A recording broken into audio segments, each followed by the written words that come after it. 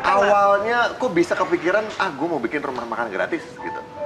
Ya, jadi saya dulu bangun rumah makan gratis itu diawali dengan kesulitan ekonomi. Oh, justru berawal dari kesulitan ekonomi? Iya. Oke. Jadi waktu itu saya betul-betul baru menikah, baru mau memulai, banyak hutang, saya ngontrak rumah sepetak, waktu itu buat bayar kontrakannya sangat sulit.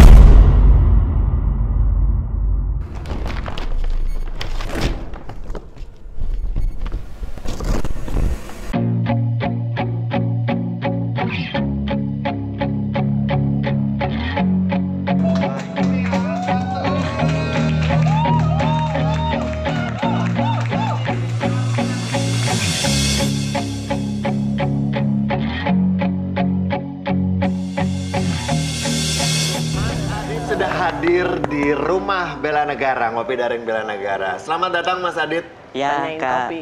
Zak. Gimana perjalanannya? Nyasar nggak tadi ke sini? Alhamdulillah macet-macet. Macet-macet ya. Oke, Mas Adit ini saya sering waktu kemarin-kemarin gitu ya, dari berapa tahun yang lalu gitu kan ya, Iya. suka punya, bukan suka sih sebenarnya, punya kegiatan yang membuat saya tersentuh gitu kan ya, karena dia punya rumah makan gratis. Ya itu saya baca dan itu hebat. Itu hebat, Dan itu hebat. banget gitu kan ya. Mas Adit mau minum apa? Mau minum kopi? Oh, yang mau minum kopi? Minum Boleh. Kopi ya. Oke, nah boleh cerita nggak sih itu gimana sih awalnya? Penasaran juga nih temen Mbak Aya yang satu ini nih Iya, ya. ceritakan, Mas. Awalnya kok bisa kepikiran, gue mau bikin rumah makan gratis gitu? Ya, jadi saya dulu bangun rumah makan gratis itu diawali dengan kesulitan ekonomi. Oh, justru berawal dari kesulitan ekonomi? Iya. Oke.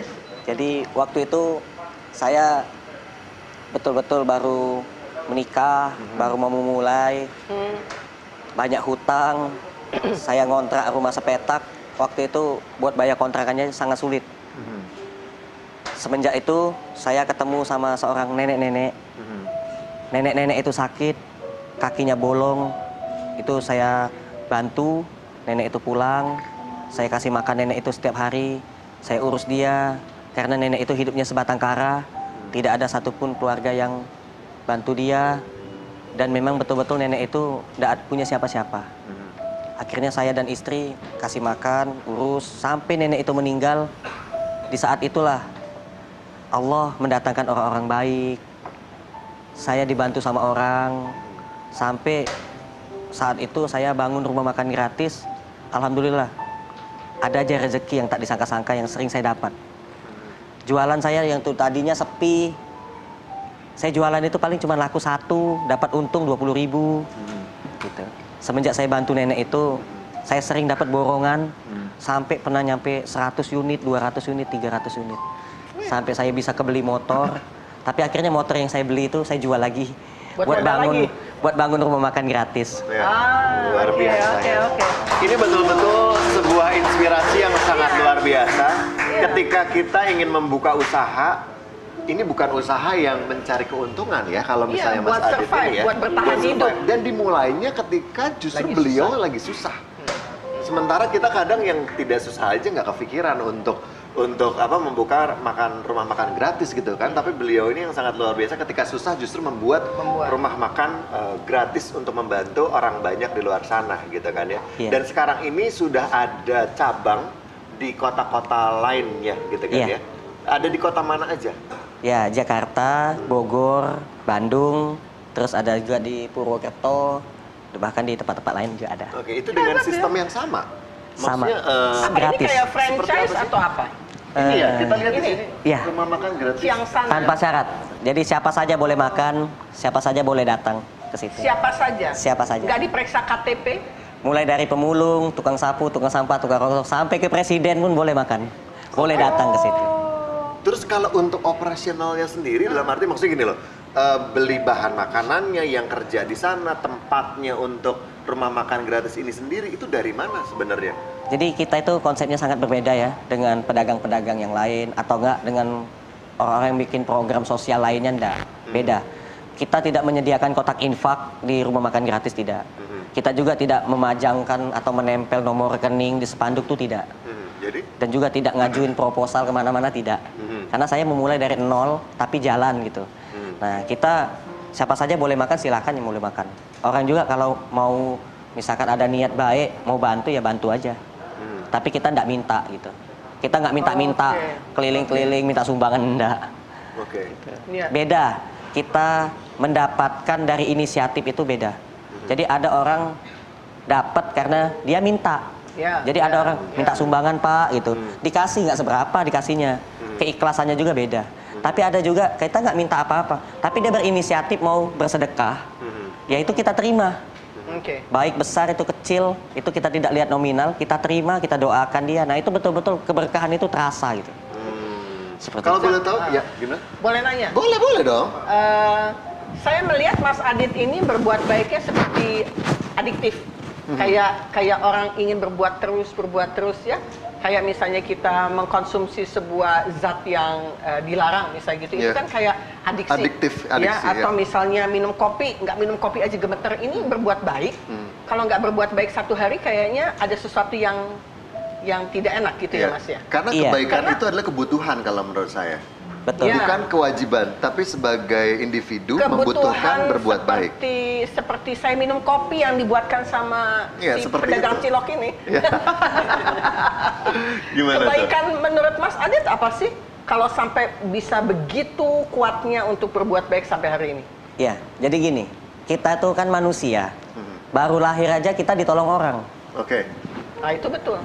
Ketika kita meninggal dunia nanti, kita tuh ditolong orang juga. Jadi semasa hidup kita kalau tidak nolong orang, apa kata malaikat? Basic keterlaluan. Pemikirannya adalah itu. Jadi kita hidup di dunia ini harus menolong orang. Seperti yang tadi Mbak Aya bilang, pola pikir. Berawal dari pola pikir. Ketika Mas Adit punya pola pikir seperti itu, secara nggak langsung dia mempunyai kebutuhan untuk terus berbuat baik yang nggak pernah ada kata selesai untuk berbuat baik. Pola pikir plus menjadi gaya hidup. Jadi buat saya, saya jadi dapat pencerahan nih. Maksudnya, ya kita pikirannya benar, pikirannya sehat, dan itu menjadi satu gaya hidup, sehingga sudah menjadi sesuatu yang biasa aja tiap hari kita lakukan. Dan nggak ada beban menjalankannya. Nggak ada beban. Justru kalau misalnya nggak berbuat sesuatu, kayaknya ada yang kurang gitu ya, Mas ya. Gitu kali ya. Iya, benar-benar. Tapi ini kan udah berapa tahun sih berarti berjalannya rumah makan gratis ini? Sudah lama. Sejak 2016 sampai sekarang, alhamdulillah jalan terus. 6 tahun ya. 6 tahun. Luar biasa. 6 tahun kan pastinya ada banyak cerita di dalamnya. Nggak selalu semuanya baik. Ada nggak sih hal yang membuat Mas ini kayak, kayak lagi kecewa atau misalnya hal-hal yang ini ujian banget gitu untuk Mas Arif? Ya, pernah saya waktu itu sakit. Saya sakit, nggak bisa jualan. Terus bahan makanan habis. Nggak punya apa-apa. Istri saya bilang, sayang apa kita harus buka celengan anak ya buat belanja hari ini gitu. Coba aja lihat. Begitu dilihat juga celengan anak ternyata sedikit jumlahnya. Gitu. Nggak cukup juga untuk belanja. Terus ya kita sholat, berdoa gitu. Minta sama Allah, ya Allah datangkanlah pertolonganmu ya Allah. Mudahkanlah ya Allah urusan kami ini ya Allah gitu. Orang-orang udah pada nungguin tuh. Udah mau makan, makanan nggak ada. Serius, cuman ada nasi putih. Gitu. Terus kita ya berprasangka baik aja lah sama Allah gitu. Allah pasti baik kok gitu. Karena kita niatnya baik.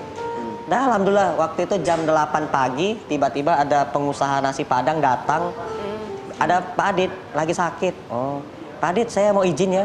Hari ini saya mau nyumbang makanan 300 porsi. Wow. Warung nasi Padang yang saya sangka itu ya mungkin dia nggak suka sama saya gitu kan. Soalnya kan saya buka makan gratis. Ternyata dia tuh baik. Saingan ternyata berbuat baik. Saingan justru malah ketularan berbuat baik, terinspirasi. Dan berbuat baik itu saya sangat yakin seperti memberi makan kebaikan buat alam semesta. Jadi itu salah satu yang membuat akhirnya tetap dalam satu mata rantai yang terus dijaga. Jadi berbuat baik itu kayak kita kasih upeti supaya kita punya vibrasi bagus gitu loh, gelombangnya sama. Dan nggak rugi juga sih.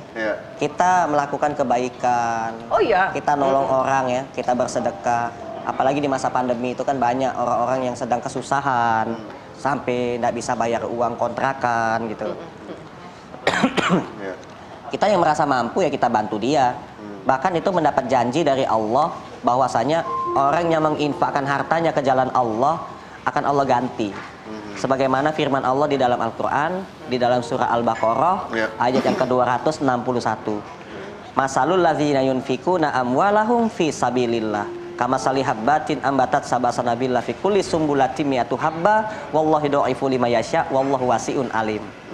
Yang artinya itu orang-orang yang menginfakkan hartanya ke jalan Allah bagaikan satu butir yang Allah tumbuhkan menjadi 7 tangkai. Dari tiap-tiap 7 tangkai itu Allah tumbuhkan lagi 100 butir bagi setiap yang Allah kehendaki. Sungguh Allah maha luas, maha mengetahui. Nah jadi kalau kita sedekahnya cuma 1, ikhlas, tidak mengharapkan apapun, tanpa embel-embel apapun, lillahi ta'ala, hanya mengharap ridho Allah, hanya mengharapkan pahala dari Allah. Allah akan ganti yang kita sedekahkan itu 700 kali lipat. Dan itu pasti. Dan saya merasakan. Ya, memang indah banget ya ketika kita mendengarkan cerita-cerita inspiratif yang berawal dari kebaikan. Menginspirasi kita semuanya untuk berbuat baik juga. Kebaikan itu energi. Energi. Kita mendengarkan cerita bagus dari Mas Adit, teman-teman yang lagi mendengarkan semua di seluruh Indonesia juga pasti akan tergerak hatinya untuk melakukan sesuai dengan kemampuannya. Iya. Jadi berbuat baik versi kita masing-masing beda loh. Beda, benar versi banget. saya beda, versi Zaki, Mas Adit, versi Lukman begitu kan. Jadi jangan pernah untuk takut tidak bisa berbuat baik. Bahkan nggak punya apa-apapun, untuk menolong, untuk senyum aja itu sudah berbuat baik. Berbuat baik dan juga bela negara. Oke, sebenarnya misi yang paling besar untuk ke depan rumah makan gratis ini apa sih yang menjadi misi utama atau misi terbesarnya, Mas? Ya, satu, kita itu umat agama Islam ya. Kalau saya agama saya Islam, gitu. Kita punya pedoman satu, yaitu Rasulullah SAW. Rasulullah SAW sebelum meninggal pernah berpesan, tidak beriman seseorang apabila dia tidur dalam keadaan kenyang, tetangga-tetangganya, orang-orang sekitarnya masih ada yang kelaparan. Nah itu visi kita, jangan sampai ada orang yang kelaparan hanya gara-gara tidak punya uang buat makan.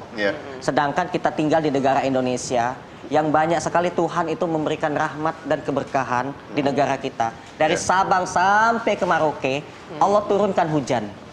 Dari Sabang sampai ke Merauke, Allah tumbuhkan tumbuh-tumbuhan. Dari Sabang sampai ke Merauke Allah ciptakan hewan-hewan. Bahkan di dasar laut pun Allah ciptakan hewan. Di dalam tanah Allah ciptakan hewan. Nah, di dalam surat Al-A'raf itu semua bisa menjadi wasilah untuk seluruh umat manusia itu mendapatkan rezeki. Jadi apa yang ada di dunia ini sebenarnya semuanya itu rezeki dari Allah. Nah, jadi jangan sampai ada satu masyarakat, rakyat yang kelaparan, jangan sampai. Maka dari itu saya buka rumah makan gratis ini mau lebih banyak lagi, melebar kemana-mana.